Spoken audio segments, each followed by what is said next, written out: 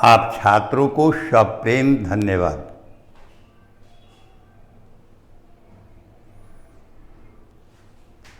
आज हम सबों का दूसरा दिवस है।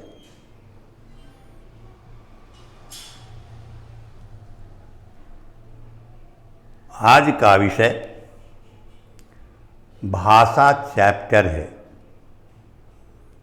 भाषा,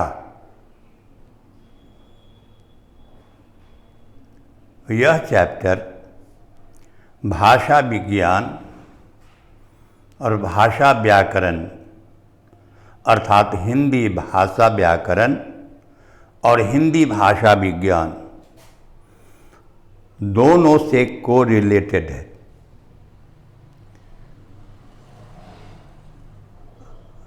प्रश्न के रूप में दोनों से प्रश्न आते हैं,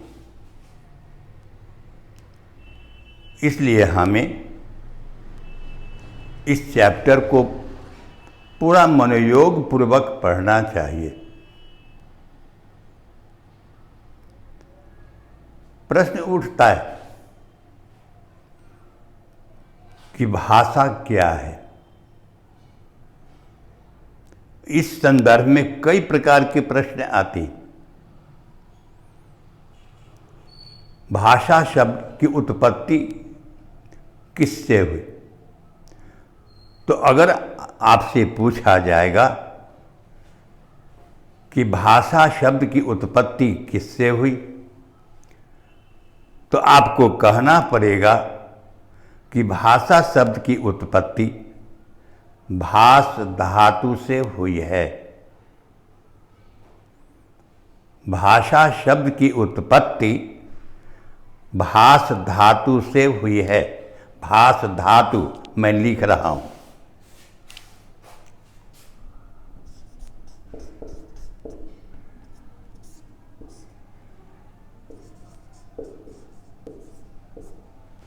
भाष धातु से हुई है।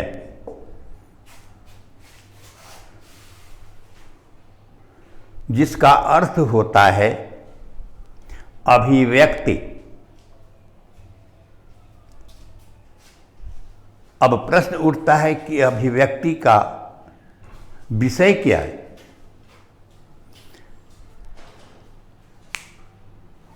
तो अभिव्यक्ति का विषय भाव और विचार दोनों ही हैं। जब हम जन्म लेते हैं तो न हम में भाव होता है न विचार होता है।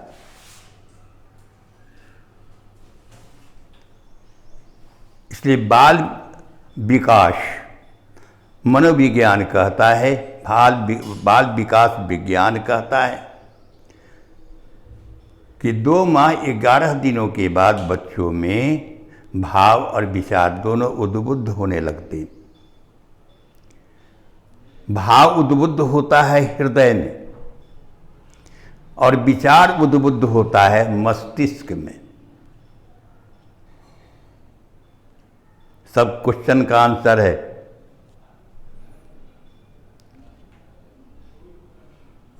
तो जब हमारे मस्तिष्क में कोई विचार उद्बुद्ध होता है या हृदय में कोई भाव उद्बुद्ध होता है, तो मानव का यह स्वभाव है कि वह किसी दूसरों से साझा करना चाहता है, अपने भाव या विचार को दूसरों के समक्ष रखना चाहता है।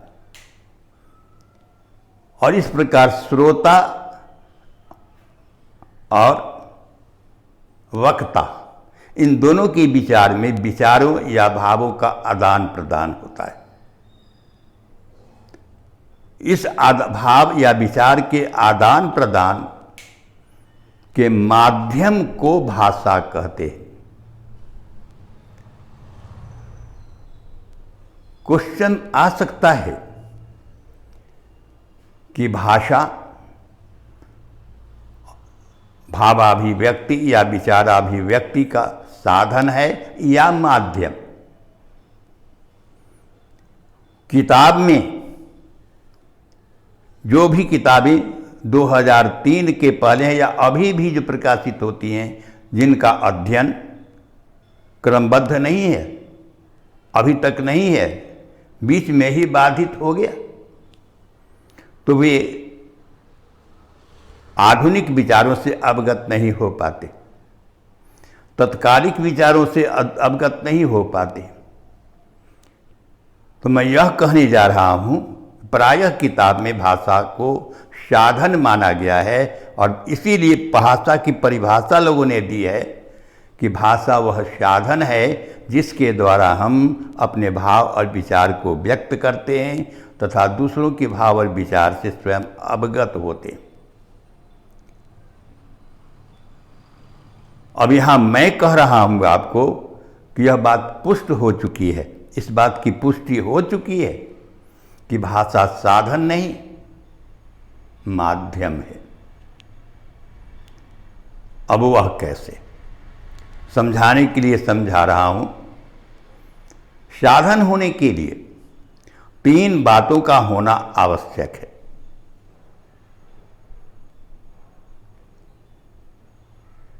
पहली आवश्यकता है कि उसमें स्पर्शिता का उसमें स्पर्शिता का गुण होना चाहिए, अर्थात हम जिसे स्पर्श कर सकें वही वस्तु है, वह साधन है। जैसे हम जिस पर बैठते हैं, जिसे पहनते हैं, जिसे खाते हैं, उन सबों को आप छू सकेंगे, उनमें स्पर्शिता का गुण है, इसलिए वे साधन है। लेकिन अगर आपसे पूछा जाए कि क्या आप भाषा को छू सकेंगे, आपका उत्तर होगा नहीं। इसलिए भाषा साधन नहीं, भाषा माध्यम है। साधन का दूसरा गुण है स्थानांतरण का गुण। एक जगह से दूसरी जगह आप रखते, ले जा सकते। यह कलम किसी फैक्ट्री में उत्पादित हुई, आज हमारे हाथ में है।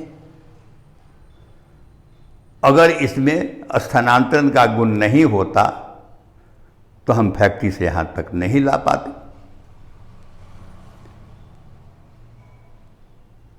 लेकिन यह स्थानांतरण का गुण भाषा में नहीं है।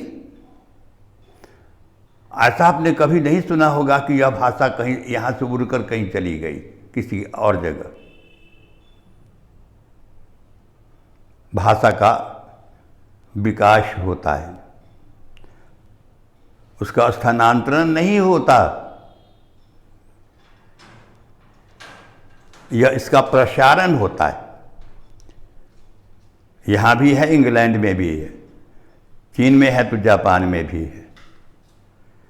आज अंग्रेजी विश्व के सभी राष्ट्रों में बोली जाती है, तो उसका प्रसार और प्रचार हुआ कि स्थानांतरण हुआ? प्रचार या प्रसार नहीं, स्थानांतरण नहीं, प्रचार और प्रसार ही ये हुआ है। और तीसरा गुण हो जाता है साधन का कि यह इसका कोई अधिकारी होता है, इसका कोई स्वामित्वाधिकारी होता है। जैसे इसका अधिकारी जब यह फैक्ट्री में थी तो इसका अधिकारी, इसका स्वामित्वाधिकारी, इसका मालिक फैक्ट्री वाला था। फैक्ट्री वालों से जब किसी दुकानदार ने खरीद ली, इसका स्वामित्वाधिकारी दुकानदार हो गया। अब दुकानदार से इसे जिस आदमी ने खरीद ली है, अब इसका अधिकारी वह व्यक्ति। इसलिए यह साधन है, भाषा का कोई अधिकारी नहीं होता, लेकिन भावाभिव्यक्ति या विचाराभिव्यक्ति का वह माध्यम है।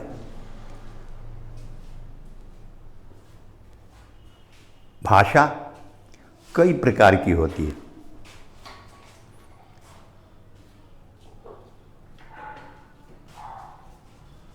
इसलिए अब उससे संबंधित जो बातें हमें जाननी चाहिए, प्रकार से संबंधित, अब क्वेश्चन के द्वारा आप लोग समझेंगे। आप लोगों को जिस प्रकार का क्वेश्चन आएगा और भाषा चैप्टर से जिस प्रकार का क्वेश्चन आएगा तो आप लिखें।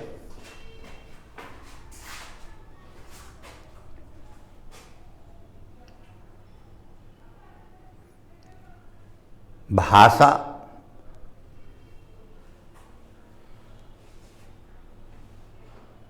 किसे कहते हैं, इसका जो आंसर होगा, ध्यान देना, वस्तुनिष्ठ भी हो सकता है, लेकिन आपको सब्जेक्टिव इसका आंसर मिलेगा। वस्तुनिष्ठ से आप समझ नहीं पाएंगे। तो आप लिख लें कि भाषा वह माध्यम है, भाषा वह माध्यम है जिसके द्वारा हम अपने भाव या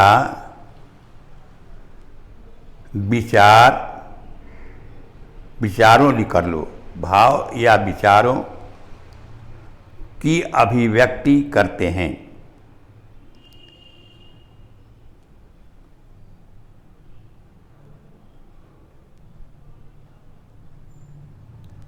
यहां ध्यान देने की बात है कि अभिव्यक्ति करते हैं भी कहीं कहीं मिलेगा, को अभिव्यक्त करते हैं भी कहीं कहीं मिलेगा। तो की अभिव्यक्ति से अधिक सही को अभिव्यक्ति है। को अभिव्यक्त करते हैं, को अभिव्यक्त करते हैं। ध्यान देना, एक बार फिर सुन लो। भाषा वह माध्यम है जिसके द्वारा हम अपने भाव या विचार को अभिव्यक्त करते हैं तथा दूसरों के भाव और विचार से अवगत होते हैं। अब प्रश्न होगा आपका वस्तुनिष्ठ, जिसमें 4 ऑप्शन होंगे। चारों ऑप्शन देना यहाँ अधिक समय लग जाएगा। चारों ऑप्शन देने में आपको लिखना भी अधिक पड़ेगा। इसलिए जहाँ उसकी वह आवश्यक होगा कि चारों ऑप्शन दे दें, वहाँ चारों देंगे। जहाँ चारों ऑप्शन देना आवश्यक नहीं है, आपको स्पष्ट ज्ञान चाहिए, तो वहाँ 2 ऑप्शन देकर ही मैं संतुष्ट हो लूँगा और आपको भी संतुष्ट करूँगा। क्वेश्चन होगा कि भाषा भाव या विचार की अभिव्यक्ति का साधन है या माध्यम। यहाँ इतना ही पूछा जाएगा आपको कि भाषा माध्यम है अथवा साधन।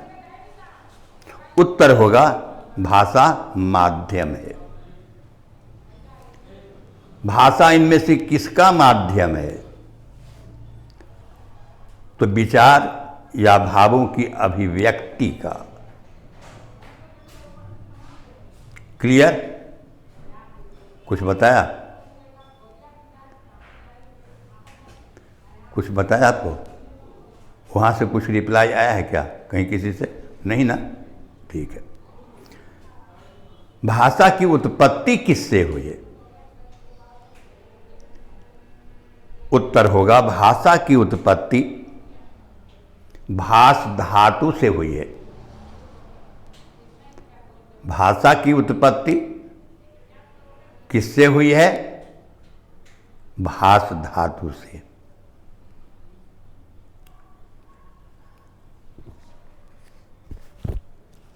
हिंदी भाषा,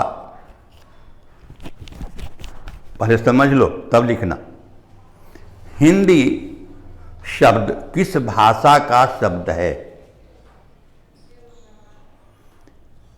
हिंदी शब्द किस भाषा का शब्द है? फारसी भाषा का। प्रायः आप लोग समझते होंगे कि हिंदी भाषा का शब्द होगा, संस्कृत का शब्द होगा, लेकिन नहीं, हिंदी शब्द फारसी भाषा का शब्द है। अब इस संदर्भ में कुछ समझ लीजिए। फारसी का श हिंदी का ह हो जाता है। फारसी का श हिंदी का ह हो जाता है।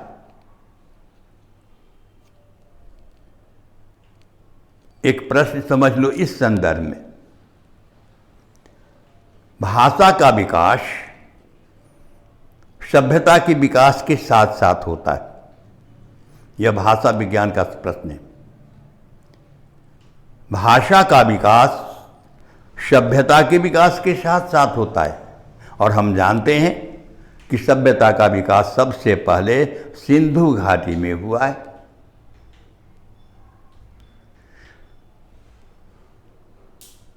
और उस समय माने मध्यकाल में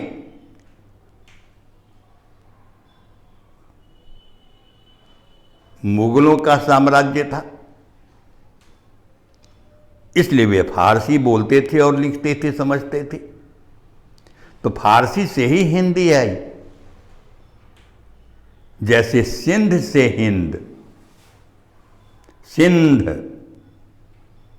फारसी का शब्द,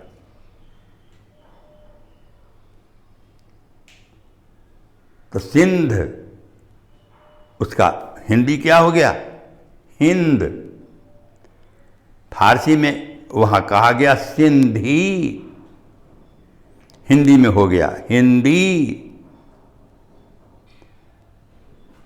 सिंधु, हिंदू। इस प्रकार आपने समझा कि फारसी का श हिंदी का ह हो जाता है, इसलिए हिंदी शब्द भी फारसी का ही शब्द है।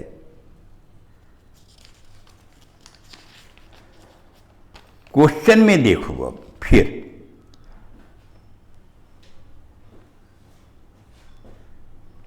भारत की राजभाषा क्या है? भारत की राजभाषा क्या है? ए हिंदी, बी अंग्रेजी, सी बंगला, डी उड़िया।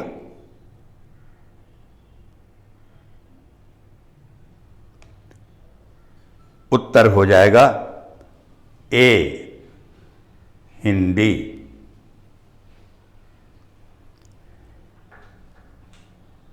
दूसरा प्रश्न है, संविधान की किस धारा के अंतर्गत,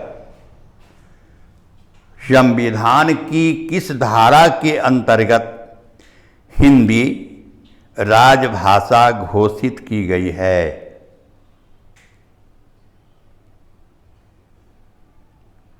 एक बार फिर बोल देता हूं, संविधान की किस धारा के अंतर्गत हिंदी राजभाषा घोषित की गई है?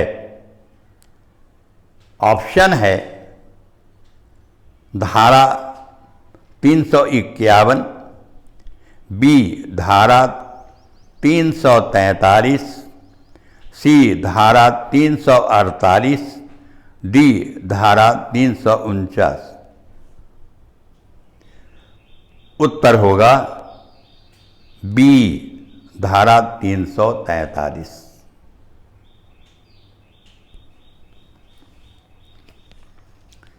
तीसरा क्वेश्चन,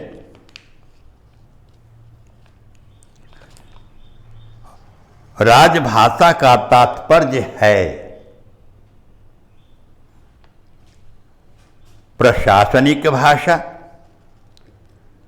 बी सरकारी कामकाज की भाषा, सी बहुसंख्यक लोगों की भाषा, डी न्यारे की भाषा, ई ए और बी दोनों भाषा। अब यहां आंसर हो जाएगा आपका ई दोनों, सरकारी कामकाज की भाषा, प्रशासनिक भाषा।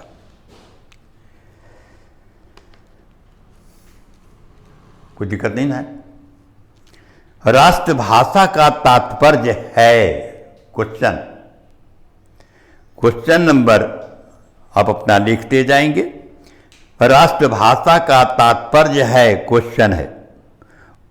उत्तर में ऑप्शन पहले लिख लीजिए। बहुसंख्यक लोगों की भाषा, बी सरकारी कामकाज की भाषा, सी साहित्यिक भाषा और डी इनमें से कोई नहीं।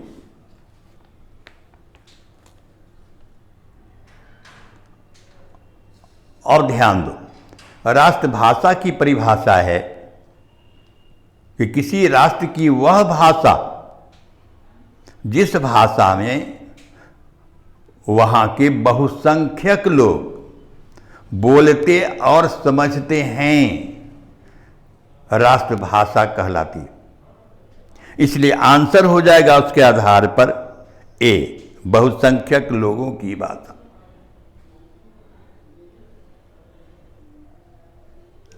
क्लियर? हिंदी दिवस कब मनाया जाता है? क्वेश्चन, हिंदी दिवस कब मनाया जाता है?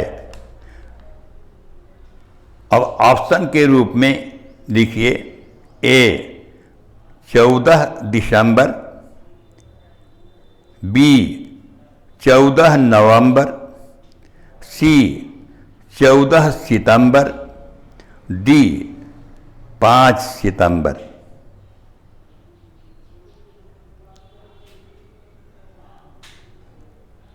उत्तर हो जाएगा बेटा 14 सितंबर। हम लोग हिंदी दिवस मनाते हैं।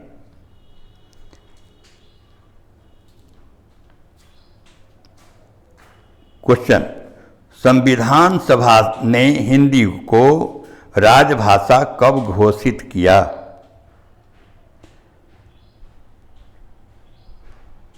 संविधान सभा ने हिंदी को राजभाषा कब घोषित किया?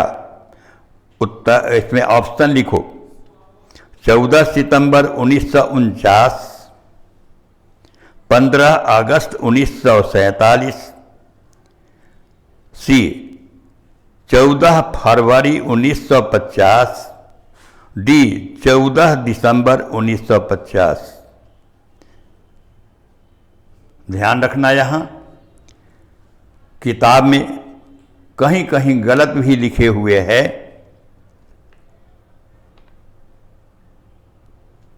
लेकिन यहां आंसर होगा 14 सितंबर 1949, 1950 नहीं। किसी किसी किताब में 1950 दिए हुए है, लेकिन वह गलत है।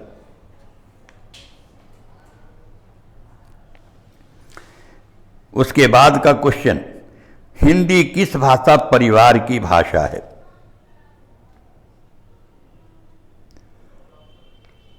हिंदी किस भाषा परिवार की भाषा है? देखो, हिंदी भाषा का परिवार दो ही है, भारोपीय भाषा परिवार और द्रविड़ भाषा परिवार। उत्तर भारत की समस्त भाषाएं भारोपीय भाषा परिवार की सदस्य हैं और दक्षिण भारत की समस्त भाषाएं द्रविड़ भाषा परिवार की सदस्य हैं। तो हिंदी किस भाषा परिवार की सदस्य की भाषा है? भारोपीय भाषा परिवार की।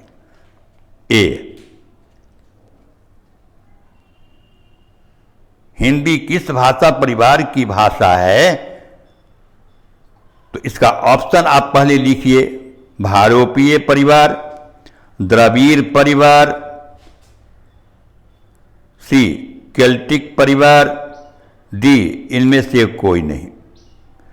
तो उत्तर हो जाएगा ए भारोपीय भाषा परिवार या भारोपीय परिवार। नोट में लिख लो, इस भारोपीय परिवार को ही हम आर्य भाषा परिवार कहते हैं। भारोपीय भाषा परिवार को ही आर्य भाषा परिवार कहते हैं। यहां अगर आर्य भाषा परिवार होता तो उस पर हम टिक लगाते। हिंदी के अंतर्गत कितनी उपभाषाएं हैं? क्वेश्चन है आपका, हिंदी के अंतर्गत कितनी उपभाषाएं हैं? ए 5, बी 8, सी 10, डी 4।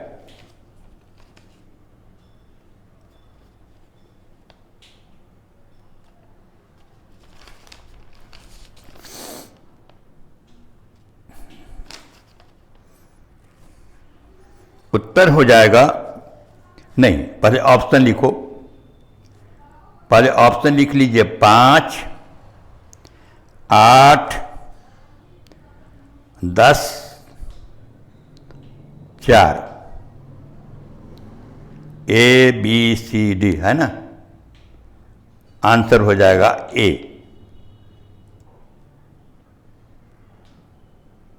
ए क्यों? ध्यान दो,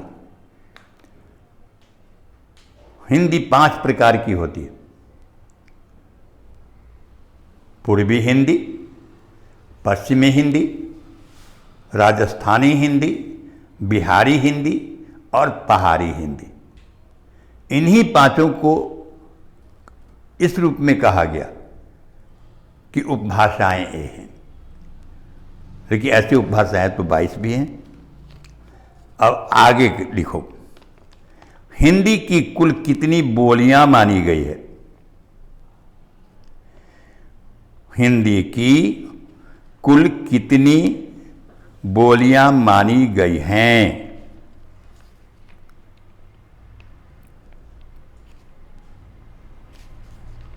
ऑप्शन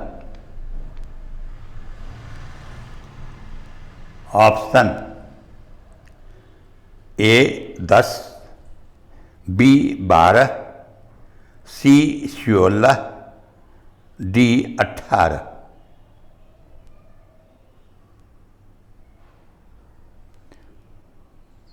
उत्तर हो जाएगा डी।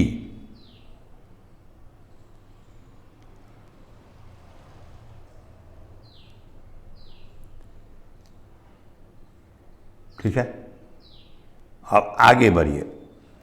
क्वेश्चन नंबर जो आपका हो अपना नंबर डालिए और तब लिखिए क्वेश्चन।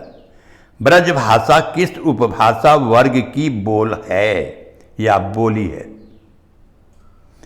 ब्रजभाषा किस उपभाषा वर्ग की बोली है?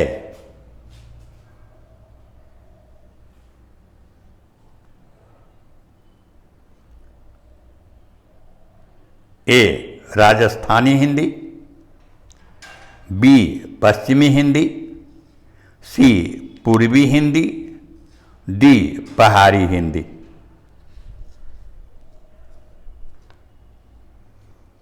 उत्तर होगा बी पश्चिमी हिंदी।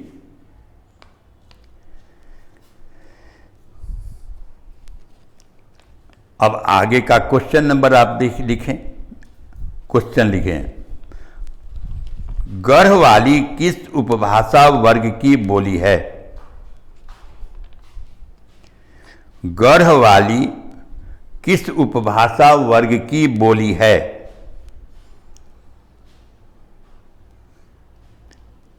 ऑप्शन लिखें, ए पहाड़ी हिंदी, बी बिहारी हिंदी, सी पूर्वी हिंदी और डी पश्चिमी हिंदी।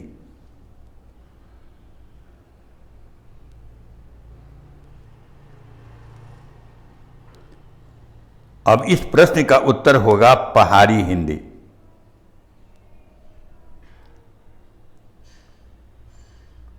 लेकिन आप लोगों के लिए एक जानकारी अपेक्षित है कि बिहारी हिंदी में कौन कौन है। तो बिहारी हिंदी में 2003 तक भोजपुरी, मगही, मैथिली, यह 3 ही थे। लेकिन 2003 में आकर 5 वो हो गई है। इसी में फिर बज्जिका और अंगिका भी जुड़ गई है। भोजपुरी, मगही, मैथिली, वज्जिका और अंगिका।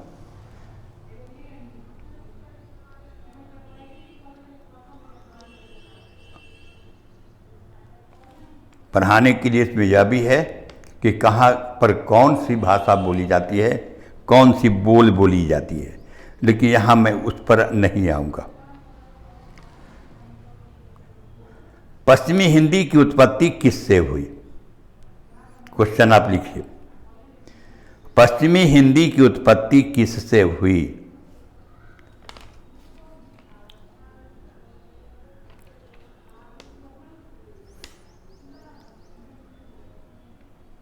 उत्तर होगा सौरसेनी अपभ्रंश से। सौरसेनी अपभ्रंश से।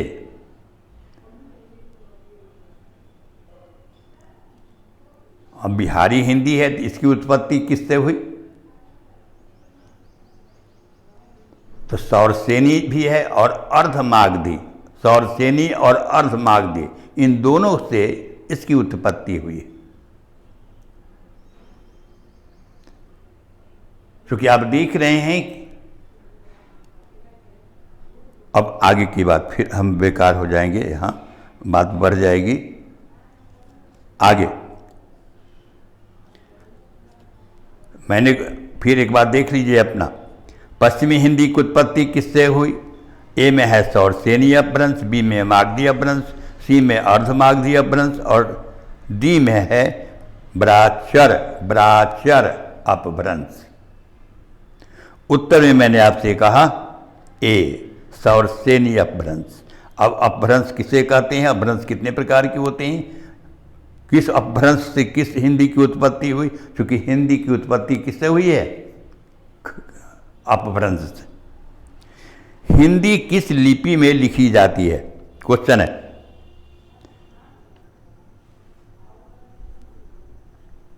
हिंदी किस लिपि में लिखी जाती है? उत्तर होगा देवनागरी लिपि में।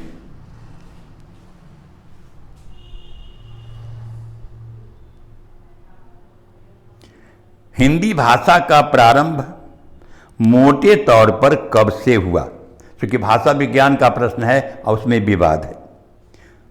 बहुत लेखक हुए हैं, बहुतों ने अपने अपने ढंग से लिखा, लेकिन मान्य जो है वह मैं आपको दे रहा हूं। हिंदी भाषा का प्रारंभ मोटे तौर पर कब से हुआ? 1000 ईस्वी से। 1000 ईस्वी से। इसमें ऑप्शन चाहे जो भी रहे, आप 1000 पर ही टिक लगाएंगे।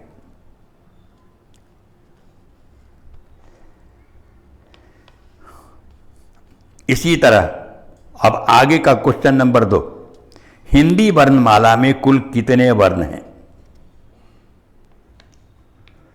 हिंदी वर्णमाला में कुल कितने वर्ण हैं? अभी तक किताबों में विवादित यह विषय है, विवाद है। किसी ने 48 कहा, किसी ने 50 कहा, किसी ने 52 कहा, लेकिन मानक 52 है। हिंदी वर्णमाला में कुल कितने वर्ण हैं? तो 52। अब लिखो क्वेश्चन नंबर देकर अपना, हिंदी वर्णमाला में स्वरों की संख्या कितनी है? हिंदी वर्णमाला में स्वरों की संख्या कितनी है?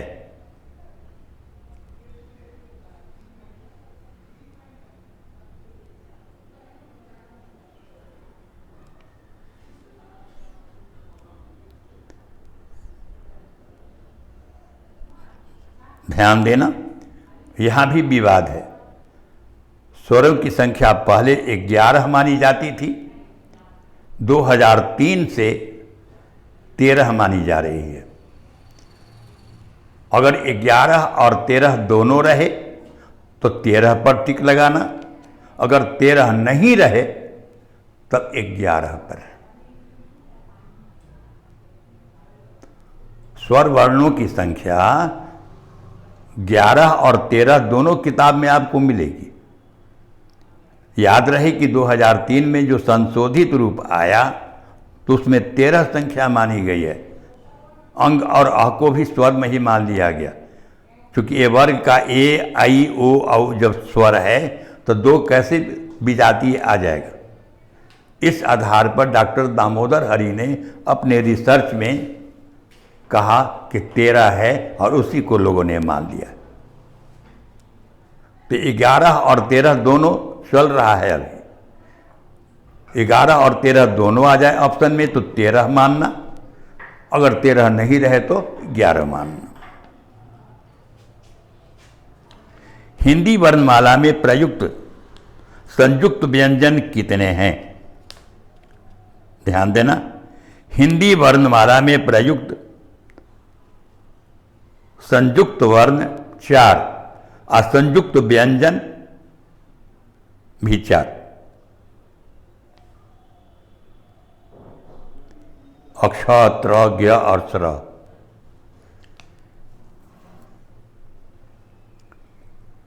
उसके बाद है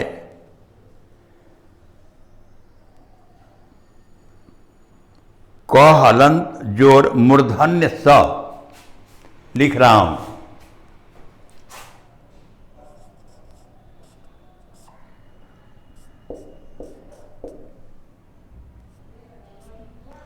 क हलंत जोड़ मूर्धन्य स के योग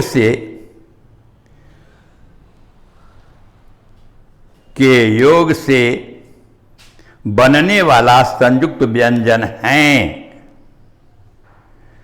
एक बार फिर, क हलंत जोड़ मूर्धन्य स के योग से बनने वाला संयुक्त व्यंजन हैं। ए अक्ष, ए अक्ष,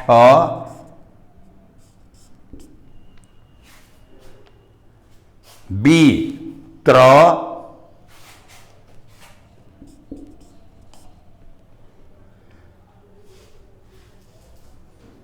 सी ज्ञ,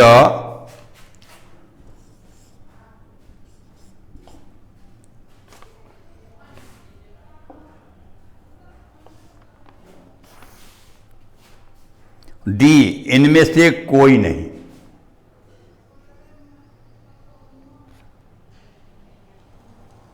अब उत्तर मैं लिखा रहा हूं, ए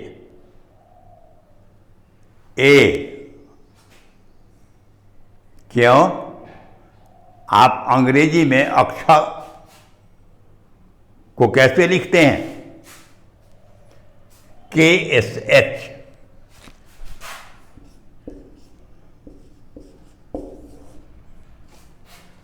के से क और एस से मूर्धन्य त।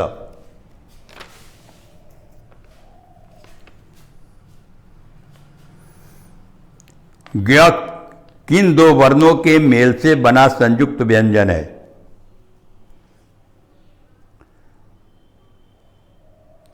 ज्ञ किन 2 वर्णों के मेल से बना संयुक्त व्यंजन है?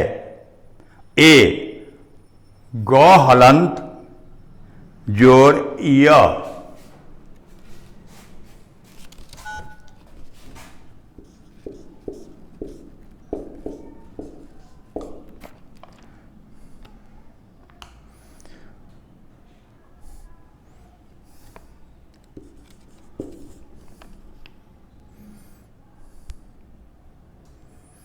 ज हलंत जोर य,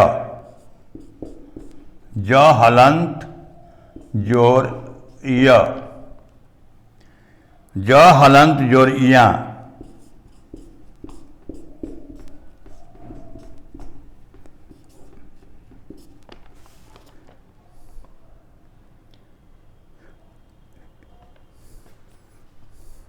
इनमें से कोई नहीं। तो उत्तर क्या होगा? सी, ज हलंत जोर इया। अनुस्वार को आप क्या मानेंगे? स्वर, व्यंजन, अर्धस्वर, इनमें से कोई नहीं। उत्तर होगा ए। पहले माना जाता था यह अर्धस्वर।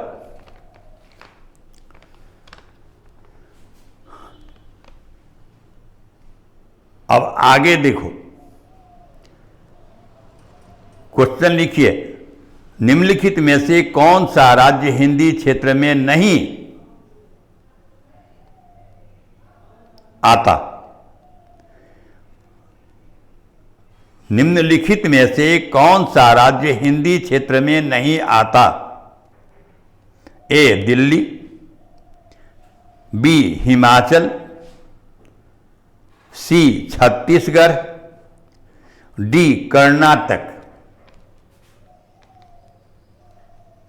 उत्तर होगा कर्नाटक।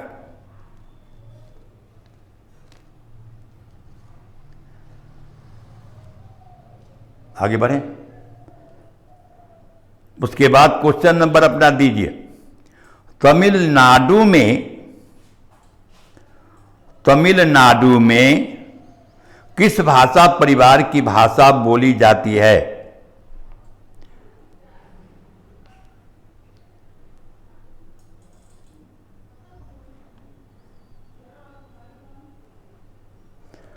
मैंने आप लोगों को यह बता दिया था कि 12 भाषा परिवार है बेटा। भारत में 2 भाषा परिवार का उपयोग होता है, भारोपीय भाषा परिवार और द्रविड़ भाषा परिवार। याद रहे, उत्तरी भारत, उत्तर भारत, तो उत्तरी भारत की समस्त भाषाएं भारोपीय भाषा परिवार के सदस्य हैं और दक्षिण भारत की समस्त भाषाएं द्रविड़ भाषा परिवार के सदस्य हैं। यह तमिलनाडु कहाँ पड़ता है? दक्षिण भारत में। इसलिए यह जो तमिलनाडु की भाषा है यह द्रविड़ भाषा परिवार की सदस्य है। बी उत्तर हो जाएगा बी, द्रविड़ परिवार, द्रविड़ भाषा परिवार का नाम।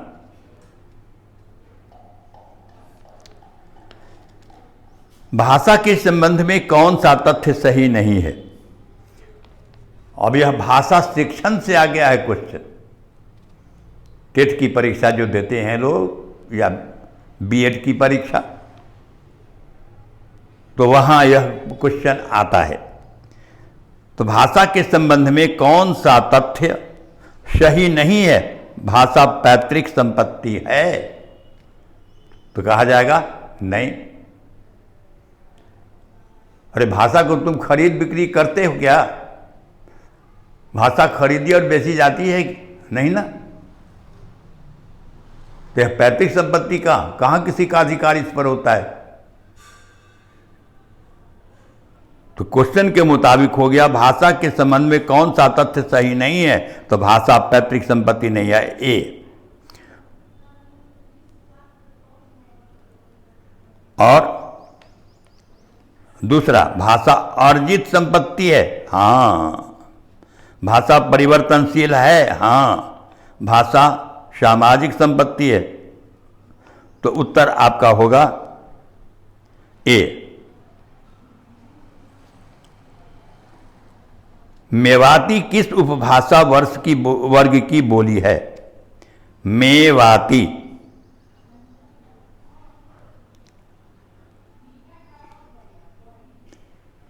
मेवाती किस उपभाषा वर्ग की बोली है? ऑप्शन में लिखो यह क्वेश्चन अक्सर आता है। ए राजस्थानी, बी पहाड़ी, सी पश्चिमी हिंदी, डी पूर्वी हिंदी। उत्तर हो जाएगा उत्तर हो जाएगा पश्चिमी हिंदी।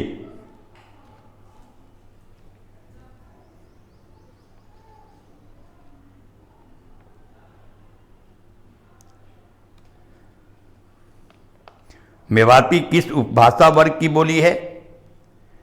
ध्यान देना, अभी तक 11 विद्वान मानते हैं राजस्थानी और 13 मानते हैं पश्चिमी हिंदी। मैं पश्चिमी हिंदी का ही समर्थक हूं, नहीं राजस्थानी का ही समर्थक हूं, इसलिए ए ही लिख लो। 25 विद्वानों ने इसके बारे में कह दिया है, इसलिए 25 का माने 25 में से इतना घट गया। राजस्थानी मान लो ए। मेवाती किस उपभाषा वर्ग की बोली है? राजस्थानी।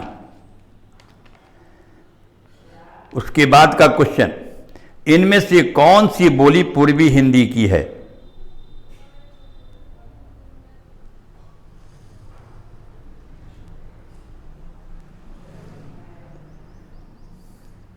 इनमें से कौन सी बोली पूर्वी हिंदी की है? ऑप्शन लिखिए, बुंदेली, बी भोजपुरी, सी मालवी और डी बघेली। उत्तर हो जाएगा बघेली, डी बघेली, डी। उसके बाद का क्वेश्चन, भोजपुरी किस हिंदी के अंतर्गत आने वाली बोली है? भोजपुरी किस हिंदी के अंतर्गत आने वाली बोली है?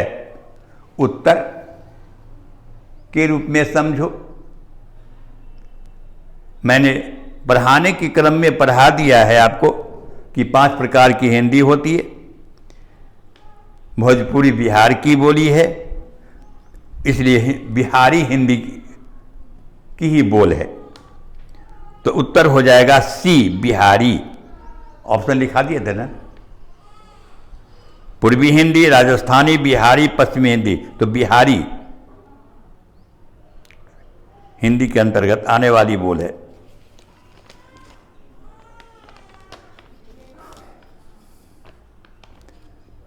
व्याकरण क्या है? व्याकरण क्या है? ऐसे अगर सब्जेक्टिव क्वेश्चन होता तो मैं आपको इसकी परिभाषा देता। ऑब्जेक्टिव है, इसलिए पहले आप ऑप्शन लिख लीजिए। ए भाषा पर लगा अंकुश, बी शब्दानुशासन, सी भाषा को मानक रूप देने वाला तत्व, डी उपर्युक्त सभी। उत्तर में डी पर ही आप चिन्ह लगा लें, उत्तर हो जाएगा उपर्युक्त सभी।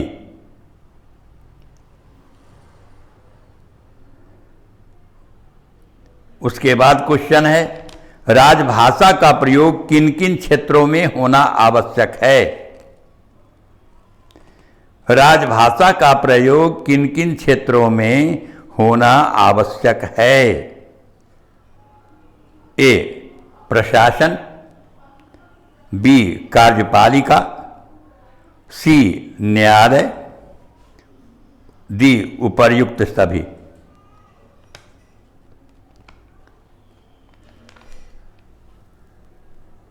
उत्तर हो जाएगा डी। उसके बाद का क्वेश्चन, राजभाषा संबंधी अनुच्छेद संविधान के भाग 17 अध्याय 1 के अंतर्गत कहां से कहां तक है? अनुच्छेद 343 से 351 तक, बी अनुच्छेद 340 से 350 तक, अनुच्छेद 345 से 355 तक, डी इनमें से कोई नहीं।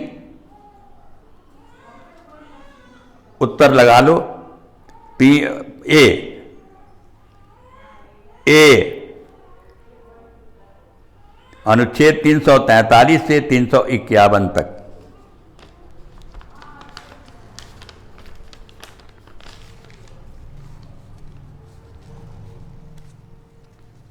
इसलिए आज का कार्यक्रम या आज की कक्षा समाप्त। फिर हम लोग कभी मिलेंगे।